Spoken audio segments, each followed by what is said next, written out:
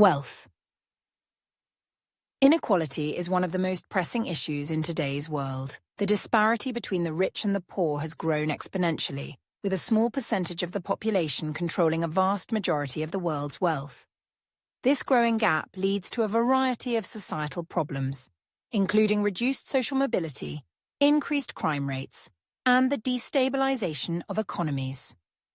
Finding a solution to wealth inequality is complex, as it involves addressing deeply entrenched economic systems, political power structures, and cultural attitudes towards wealth and poverty. Various approaches have been proposed, such as progressive taxation, improved access to education, and social safety nets, but each comes with its own set of challenges and resistance. The issue of poverty is often compounded by other significant problems. Excessive interest on loans, also known as usury, is one such problem.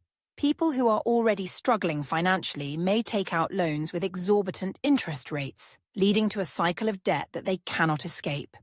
This practice can lead to extreme poverty and even loss of property, exacerbating the wealth gap.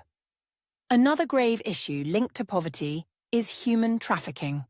Desperation often drives people into the hands of traffickers who exploit their vulnerability, forcing them into labor or sexual exploitation. Both usury and human trafficking are not only economic issues, but also severe human rights violations that perpetuate cycles of poverty. In the Christian tradition, wealth is seen as a tool that can be used for good or ill, depending on how it is managed.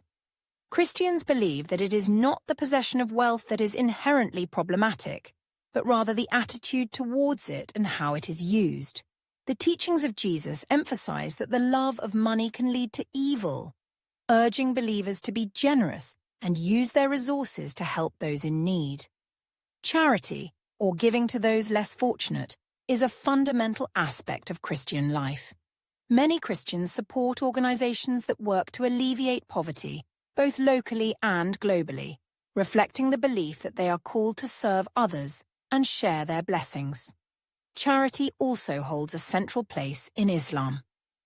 One of the 5 pillars of Islam, zakat, requires Muslims to give a portion of their wealth, typically 2.5% of their savings, to those in need.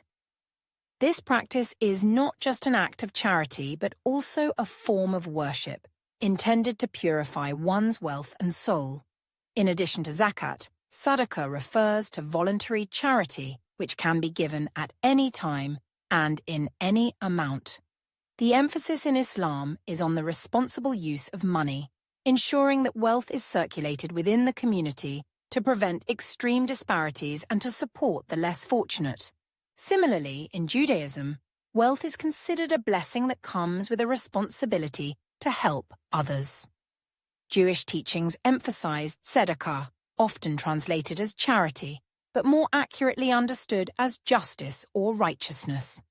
Giving to those in need is not just a kind act, but a fundamental duty. The Torah instructs Jews to give a portion of their earnings to help the poor, particularly widows, orphans, and strangers. The concept of using wealth to support others is deeply ingrained in Jewish ethics, and charitable giving is seen as a way to fulfill the commandments and contribute to a just society.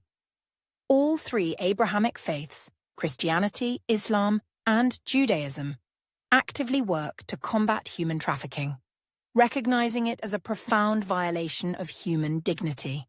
Faith-based organizations across the world are engaged in efforts to rescue and rehabilitate victims, raise awareness, and advocate for stronger laws and enforcement against traffickers. These religions teach that every person is created in the image of God and therefore has inherent worth and should not be exploited. By working together and drawing on their shared values, these faith communities strive to address the root causes of human trafficking, such as poverty and inequality, and to promote social justice for all.